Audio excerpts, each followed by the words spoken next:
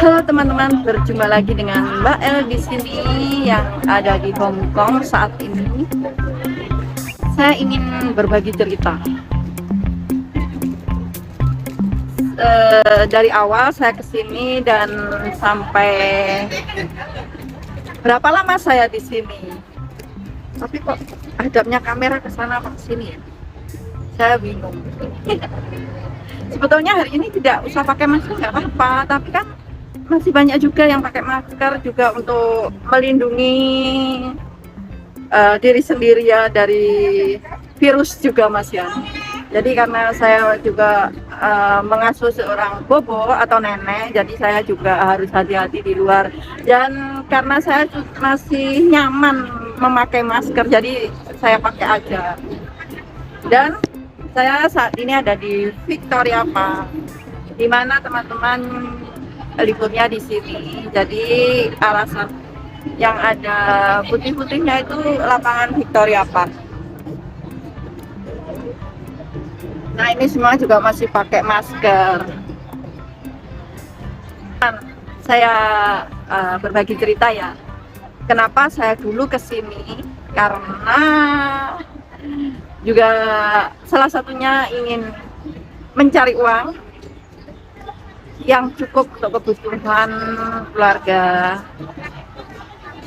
Saya kesini dari tahun 2008, jadi sekarang 2023 itu sudah sekitar mau 14 tahun dan satu majikan.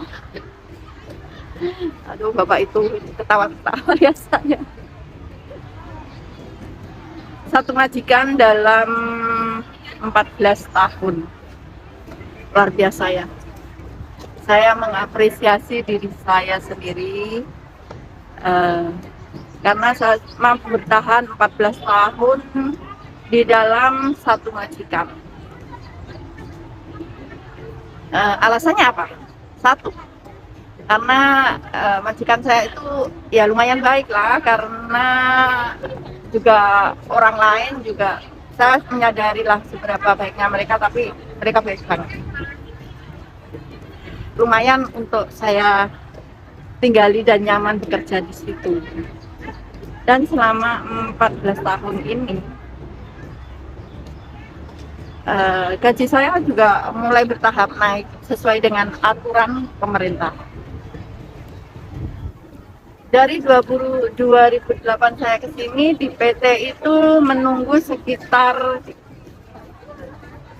6 bulan belajar bahasa dan belajar bekerja, karena saya juga dulu saya belum pernah kerja di sini, itu belum pernah sama sekali. Maksudnya kerja di Hong Kong atau di luar negeri itu nggak pernah sama sekali.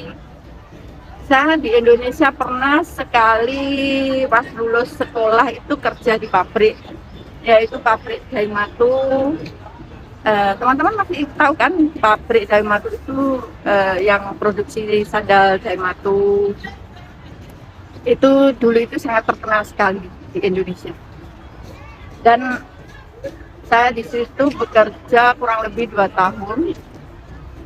Terus selalu pengalaman saya cuma itu aja, jadi nggak pernah kemana-mana. Saya nekat ke Hong Kong karena faktor ekonomi. Dulu saya jualan buah, dan karena tergerus waktu dan lambat laun sepi ya dagangan, karena juga jualan buah itu resikonya juga besar. Kalau buah tidak sampai 5 hari tidak laku juga udah menyusut, dan ramenya itu hanya hari raya dan hari-hari tanggal merah itu aja, hari libur itu aja ramenya. Jadi saya nggak punya modal, saya gulung tikar karena dari dulu juga memang saya usaha sendiri, nggak dapat bantuan dari orang tua atau siapapun.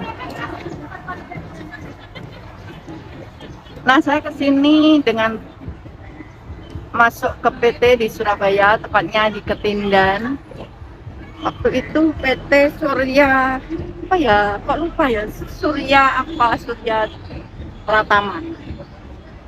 Dan saya di situ 6 bulan saya belajar ya, termasuk saya cepat lah belajarnya saat di Indonesia, dan hanya boleh dijenguk keluarga seminggu pada waktu hari libur minggu.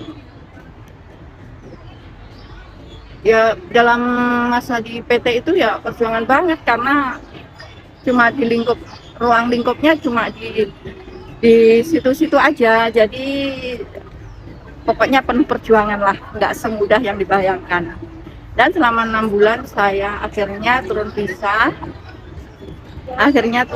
Saya berangkat ke sini tanggal 2 bulan 2 2008. Dan bagaimana saya sampai di sini, yang pertama kali saya sangat kaget itu waktu tiba di bandara. Saya tiba di bandara itu mau ke toilet kan. Nah, saya masuk toilet tuh nyari-nyari air nggak ada. Nyari-nyari air nggak ada. Ih, anak itu cantik sekali. Lihatin saya terus. Ternyata saya sadar saya sudah ada di Hong Kong, jadi airnya itu nggak ada. Cuma pakai tisu. Nah, di situ saya kan, aduh gimana ya, awal-awalnya itu seperti itu. Terus saya, ya mau apa lagi, ya adanya cuma itu ya harus dilakukan lah. Nah, setelah saya di bandara itu dijemput sama agen, dan setelah sampai agen saya tidur di agen 1 malam, dijemput sama majikan saya. Dan setelah itu majikan saya